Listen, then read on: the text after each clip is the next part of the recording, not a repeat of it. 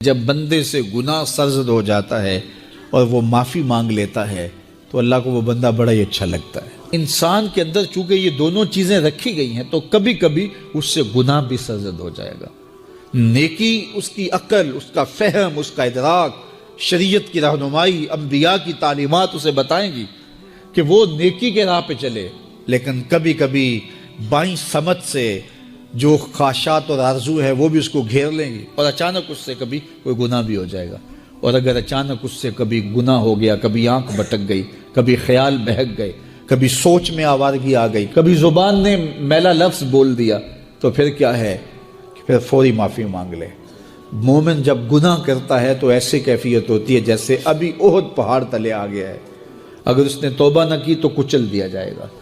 اللہ اکبر، تو پھر فوری معافی مانگتا ہے تو یہ اللہ کو بڑا ہی اچھا لگتا ہے۔ اللہ کہتا ہے فرشتوں سے کہ دیکھو میرا بندہ آخر میری دہلیز پہ آیا ہے نا، تم گواہ ہو جو میں نے اس کے سارے گناہ معاف کر دیے۔ تو گناہ کے بعد جو شرمندگی ہے، دیکھیے ایک اور جملہ کہتا ہوں، نیکی کرنے کے بعد جو تکبر پیدا ہوتا ہے کہ میں بڑی نیکی کر لی ہے اور باقیوں کو بندہ حقیر سمجھنے لگتا ہے، اور اس سے کوئی غلطی سرزد ہو جائے اس کے بعد شرمندگی ہوتی ہے اور اپنے آپ کو چھوٹا سمجھنے لگتا ہے اور اللہ سے معافی مانگتا ہے، تو اس نیکی کرنے کے بعد وہ جو آپ کے اندر تکبر اور رعونت اور عجب پیدا ہوا، اس سے کہیں بہتر ہے کہ آپ سے اگر کوئی خطا سرزد ہوئی تھی تو اس سے آپ کے اندر عجز اور توبہ کا جذبہ پیدا ہوا۔ اور اللہ کو یہ بڑا پسند ہے کہ کوئی بندہ، چونکہ ممکن ہی نہیں ہے کہ جب انسان ہے اس کے اندر یہ خواہشات رکھی ہیں تو کبھی اس سے، یہ انبیاء کی ذوات ہیں جو پاک ہیں، باقی کبھی کچھ خطا سرزد ہو جائے گی، اس سے معذرت کر لے۔ آپ نے نام سنا ہوگا ایاس کا، محمود غزنوی کا بڑا محبوب وزیر تھا اور بہت زیادہ بادشاہ اس سے محبت کرتا تھا، تو آیان سلطنت جلتے تھے، تو بادشاہ گاہے گاہے کوئی ایسا منظر ان کو دکھلاتا کہ اس سے میں خاص پیار کیوں کرتا ہوں۔ ایک دن بادشاہ کے ہاتھ میں موتیوں کی بھری ڈبیا تھی اور محل کے اندر یہ ایک حوض تھا، تالاب تھا، تو اس کے اندر اس نے وہ سارے موتی پھینک دیے۔ شفاف پانی اور نیچے فرش پہ پڑے ہوئے موتی نظر آ رہے ہیں، تو اس نے ایک ایک وزیر کو کہا کہ یہ موتی نکال کے لاؤ اور سنو اپنا لباس اور اپنا بدن نہیں بھیگنے دینا۔ تو سب نے کہا یہ کیسے ہوگا کہ موتی بھی تہہ سے نکال کے لائیں اور بدن بھی اور کپڑے بھی نہ بھیگیں؟ تو دوسرے کو کہا، اس نے کہا حضرت یہ کیسے ہوگا، یہ شرط ہٹائیں تو پھر میں نکال کے لاؤں۔ جب بات آئی ایاز کی تو ایاز نے فوراً چھلانگ لگا دی،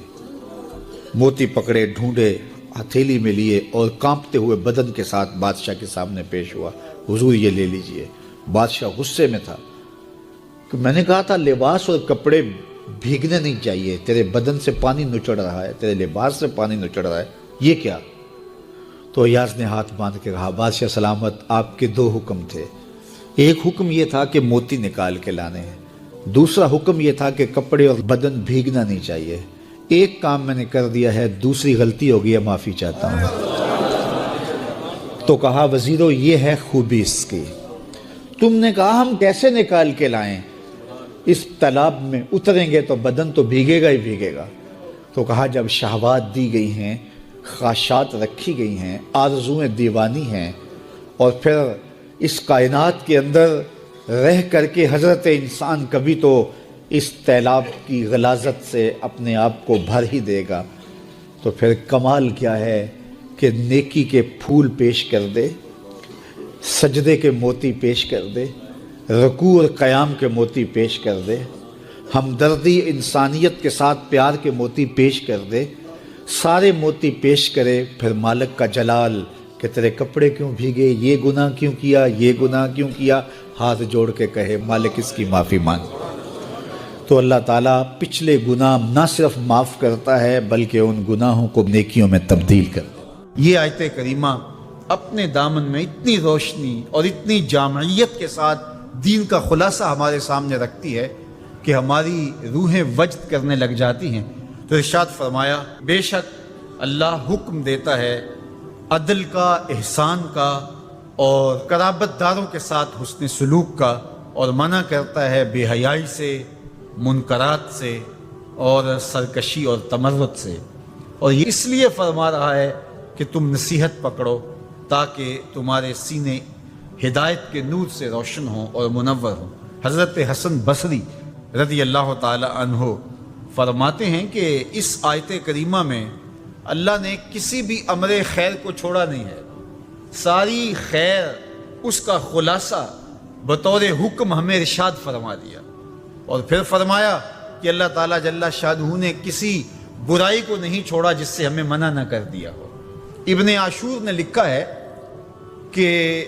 جتنے بھی مفاسد ہیں، جتنے بھی گناہ ہیں، ان گناہ کی جڑ یہ تین چیزیں ہیں: بے حیائی، منکر اور بغی۔ اور ان تین چیزوں سے منع کر کے گویا سارا راستہ بند کر دیا گیا گناہ کا اور برائی کا، اور تین چیزوں کا حکم دے کر کے خیر کے سارے راستے کھول دیے گئے۔ تو اسی ایک آیت کریمہ پہ اگر عمل نصیب ہو جائے تو پورے دین کی لطافتیں اور برکتیں نصیب ہونا شروع ہو جائیں۔ تو تین چیزوں کا حکم دیا کرنے کا: ان اللہ یامر بالعدل، بے شک